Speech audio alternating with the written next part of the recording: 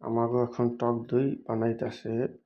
এখন এখানে যেটা দেওয়া দরকার সেটা দিচ্ছি, দুধ দিয়ে আর কি। এই দেশে অনেক কিছুই বলে, দেশের ভাষা কওয়া দরকার নেই। এখন আমাকে টক দই বানাইতেছে, অনেক সুন্দর দেখি বাসনে। কালকে সকালে এটা বাই করবো কিরকম হয়। ঠিক আছে, দেখা যাক কিরকম হয়। শুধু দই আর কি দই বানাইতেছে, দেখা যাক কিরকম। এরকম আস্তে ওইটার ভিতরে দেওয়া হবে।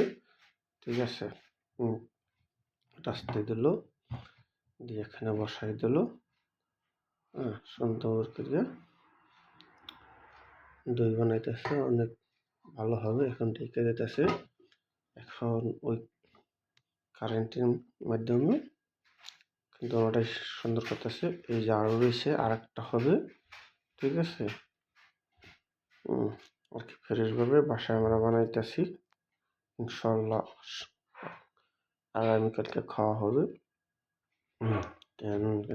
তারপর আমার জন্য তো এটা কোনো মতেই জায়েজ না, কারণ আমি তো খাইতে পারবো না। তাই বাচ্চাদের আত্মীয় স্বজন থাকলে তারা খাইবো, আসবে মেহমান খাইবো, তারা খাবে। এখন আমি দই বলতে কি কোনো কিছু খাইতে পারবো না, আমার সমস্যা। এটা আপনারা জানেনই।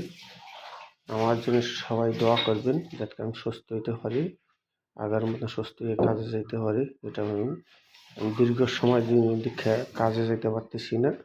ডাক্তারের এই দেশের অনুমতি মানা, যখন সুস্থ না হব তখন কেন আল্লাহ পাক জানে যে আমার কি হয়েছে না হয়েছে। আমার জন্য সবাই চেষ্টা করবেন, দোয়া করার জন্য। সবার কাছে দোয়া চাই। আমার যদি কোনো ভুল ত্রুটি থাকে সবাই ক্ষমা করবেন।